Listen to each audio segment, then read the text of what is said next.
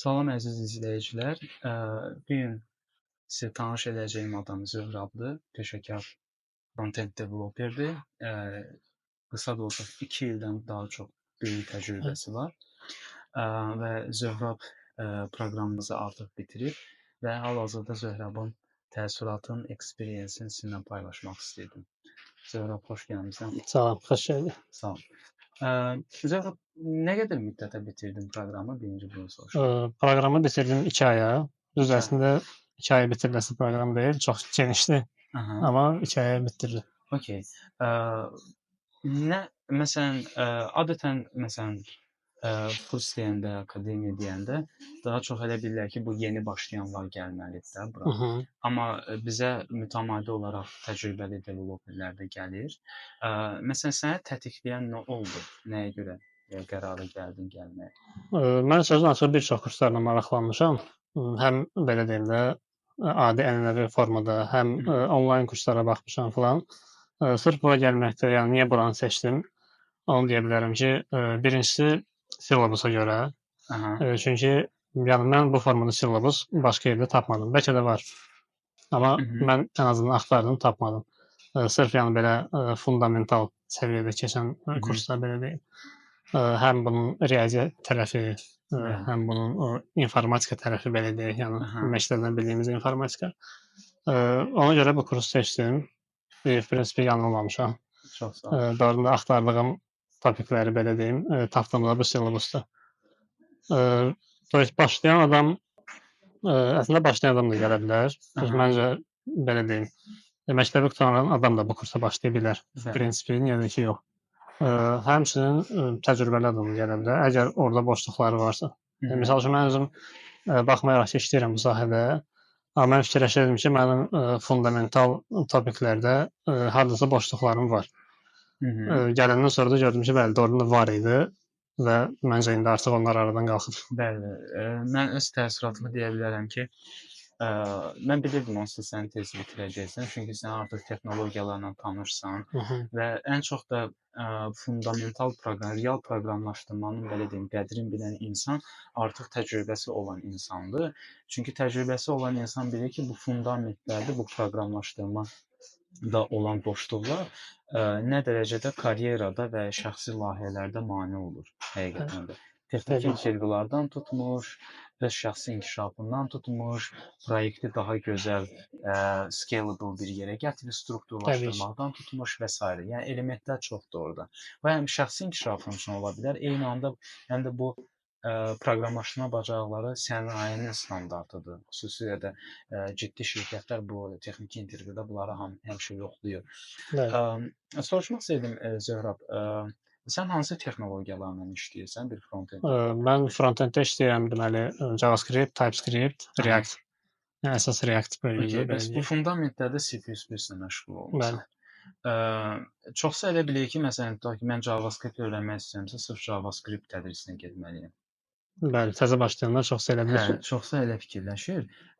Amma reallıqda mənə elə gəlir ki, C++ sənə daha çox JavaScript-in özündə işlədiyin texnologiya daha çox işıqlandırdı. Daha çox işıqlandırdı əvvəla, bəli. Çünki belə deyim də, C++-ın işlədiyi mühit Node.js. Bəli. Özü daha doğrusu JavaScript-in işlədiyi mühit Node.js. Özü C++-də yazılmış bir proqramdır. Yəni mən C++ öyrənəndən sonra orada bəzi qaranlıq məsələlər var idi. Onlar misal üçün daha aydın oldu ki, bu JavaScript-də niyə bu formada işləyir? O belə deyək də, rusca deyirlər, pod kapotun nə baş verir orada? Background-da bəli, nələr baş verir? Və səhnə arxası baş verən prosesləri başa düşmək insanın bir illik inkişaf yolunu bir aya da sala bilər. Bəli, həm qısalda bilər, həm də ki, ümumi belə deyim, ümumi bir vizyon yaranır. Bəli. Yəni əvvəl misal üçün əgər o səhnə arxası məsələləri başa düşmürsənsə, mən özümdən götürürəm. Mən təzə başlayan vaxtlarımda JavaScript-i öyrənmişdim, React-ı da öyrənmişdim. Buraca baxırdım ki, mən proqram yığıram. Yəni kod yazıram, proqram işləyir, hər şey okeydir. Amma niyəsə intervyuları keçə bilmirəm. Bu birinci məsələ. İkincisi də ki, ümumi o kartinanı başa düşmürəm. Yəni ümumi vizyon düz qurulmur. Yəni elə bir puzzle müəyyən hissələri var, amma ümumi yoxdur. Bu nəyə oxşuyur? Belə bir nümunə deyərdim izləyicilərə. Məsələn, tutaq ki, mən Bakı xəritəsini tanımaq istəyirəm də. Bakı mənim üçün yeni şəhərdir, araşdırmalıyam. Mənə atırlar Bakının bir təsadüfi random küçəsinə və mən ancaq küçələri gəzməklə, Timbucağı gəzməklə yavaş-yavaş xəritə qurmağa başlayıram. Bəli, bu mümkündür, amma 5-10 il ərzində mümkündür. Amma məsələn deyəndə ki, Bakının strukturası belədir, belə regionlar Bəli, var. yuxarıdan Bəli, baxsa bir qartal baxışı da. Bu vizyon yaranır. proqramlaşdırmanın özüdür. Bəli.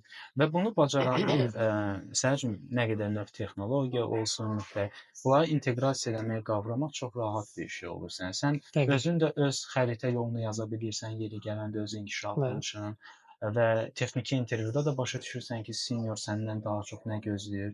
Senior səndən əzbərçi cavablar gözləmir ki, falan texnologiya. Senior səndən gözləyir ki, sən nə dərəcədə prosesləri dərindən başa düşürsən.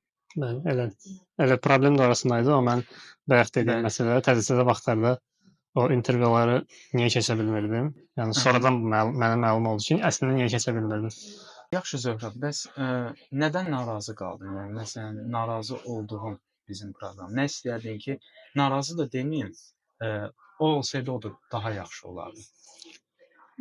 Sözün açığı fikirləşməmişəm o barədə, nə yalan deyim. Çünki bəlkə belə deyim, bəlkə təzə başlayan biri məncə bu suala daha yaxşı cavab verə bilər. Yəni bəlkə onlar görərlər ki, onlara ehtiyac nədir. Yəni sırf mənə görə proqram çox okey idi, yəni çox rahat idi. Həm video dərslər tərəfdən, həm support tərəfdən. Ona görə yəni mən özüm elə bir şey görmədim ki, deyim ki, bu problem idi. Amma bəlkə də bu, yəni belə deyim, individual bir şeydir indi. Fərdi bir şeydir, dəyişə bilər düz. Növbəti addımlar nəyi gözləyirsən? Məsələn, nə planlaşdırmısan? Növbəti addım ağlımda back-end öyrənməkdir. Sözün açığı. Front-enddən back-endə keçmək. Ya bəlkə full stack davam etmək, ya sırf back-end kimi. Yəni hər bir halda Süni intellektdir. ya hələ ki yox. Hələ bir softwareni tamamlayaq sonra. Bir peşəkar kimi səndən soruşum. Süni intellekt nə dərəcədə sənə kömək edə bilər? Alətlər. Kifayət qədər kömək edə bilər. Əslində indi bu dəqiqə süni intellektin ətrafında çox hype var da, belə deyək. Ay dəyişəcək, proqramçılar işsiz qalacaq falan beşməkan. Yanaşmalar da bir mənalı deyil. Məncə proqramçılar işsiz qalmayacaq. Süni intellekt sadəcə bizə kömək eləyir. Kifayət qədər kömək eləyir. Yaxşı bir alətdir. Yəni o adam işsiz qala bilər ki, o süni intellektdən istifadə edə bilmir. Amma bu məncə heç bir halda o demək deyil ki, software developerlərə, ələlxüsus injinerlərə ehtiyac qalmayacaq. Əksinə ehtiyaclar çoxalıb. Yəni süni intellektin özü daha çox software mühəndisə tələbat yaradıb, daha yeni sektorlar açılıb, data engineering. Artıq software engineeringdən belə tələbatda keçib, data engineering özü də software engineeringdə o da qeyd edeyim sizə. Çünki software engineer data oriented software engineer. Sadəcə bu. Çox sağ ol Zöhrət. Siz sağ olun. Hər şeyə görə, kursa görə, ətraflı məlumata görə minnətdaram. Sağ ol.